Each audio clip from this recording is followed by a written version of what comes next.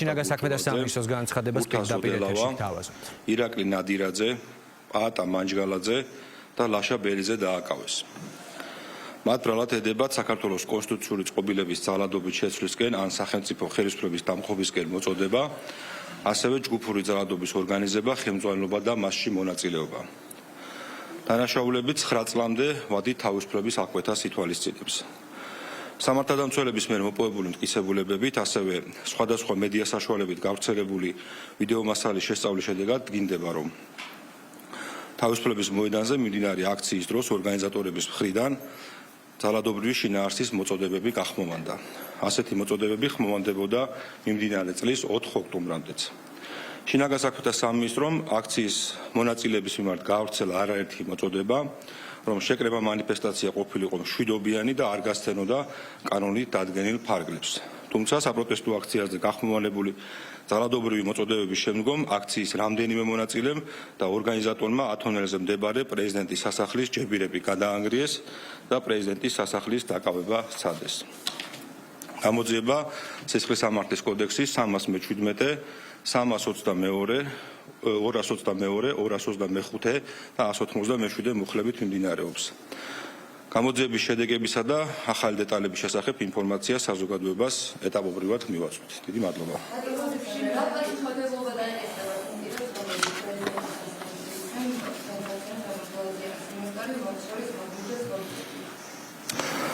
იცით რომ შინაგან საქმეთა სამინისტროს დაწყებულია გამოძიება, ხდება ყველა იმ საჭირო ფაქტობრივი მასალის მოპოვება, მტკიცებულების მოპოვება, ჩვენ ყურადღებით შევისწავლით ყველა იმ პირის მონაცემებს, ვინც მოწოდების გაკეთებამდე იმყოფებოდა ადგილზე, ასევე ვინც შემდგომ გადაადგილდა, ასევე სრულ კადრებს შევისწავლით და შესაბამისად თუ ვინმეს პასუხისმგებლობა გამოიკვეთა, ყველას მიმართ დადგება შესაბამისი სისხლის სამართლებრივი გადაწყვეტილებები.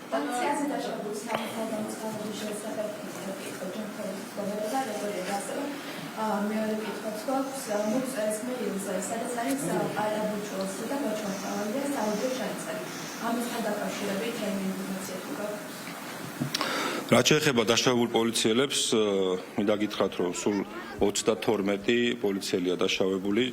აქედან 30 პოლიციელი აქვს სუბუქი დაზიანება, ერთს აქვს მძიმე დაზიანება, მაგრამ საბედნიეროდ უნდა ითქვას, რომ ეს არის სტაბილური მდგომარეობა და ერთს აქვს საშუალო სიმძიმის დაზიანება.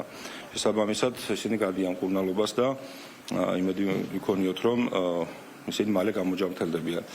რაც შეეხება თქვენ შემდგომ კითხვას გავრცელებულ ჩანაწერთან დაკავშირებით, იცით რომ გამოძიება მიმდინარეობს. თუ დადასტურდება ამ ჩანაწერის ავთენტურობა, რა თქმა უნდა, შესაბამისი გადაწყვეტილებები იქნება მიღებული.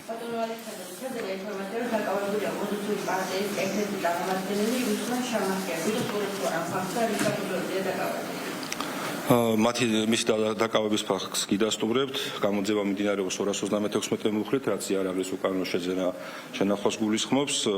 ეხლაც მიმდინარეობს ღონისძიება და დეტალები მოგვიანებით გახდება ცნობილი. დიდი მადლობა.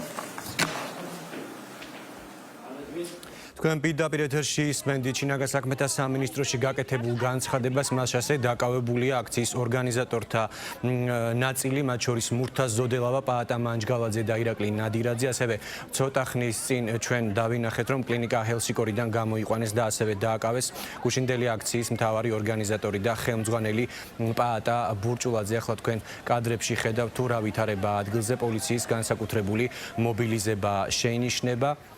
მე შეგახსენებთ, რომ გამოძიებას შინაგან საქმეთა სამინისტრო რამდენიმე მუხლით აწარმოებს, მათ შორის არის კონსტიტუციური წყობილების ძალადობით შეცვლისკენ ან სახელმწიფო ხელისუფლების დამხობისკენ მოწოდება, ნივთის დაზიანება ან განადგურება, ასევე ჯგუფური ძალადობის ორგანიზება, ხელმძღვანელობა ან მასში მონაწილეობა, ასევე სტრატეგიული და განსაკუთრებული მნიშვნელობის ობიექტის ხელში ჩაგდების ან ბლოკირების მცდელობა. ამ მუხლებით მიმდინარეობს გამოძიება, დაკავებული არიან აქციის ორგანიზატორები, ასევე შინაგან საქმეთა სამინისტრომ დაადასტურა ინფორმაცია იმის შესახებ, რომ დაკავებულია კოალიცია ცვლილებებისთვის ერთ-ერთი წევრი რუსლან შამახი. ასევე ცოტა ხნის წინ გავრცელდა ინფორმაცია, რომ ათონელის რეზიდენციასთან იქ სადაც ძალადობრივ დაპირისპირებას და პრეზიდენტის სასახლეში შეჭრის მცდელობას ჰქონდა ადგილი, ცოტა ხნის წინ მივიდნენ სამართალდამცველები, იქ საგამოძიებო მოქმედებები მიმდინარეობს.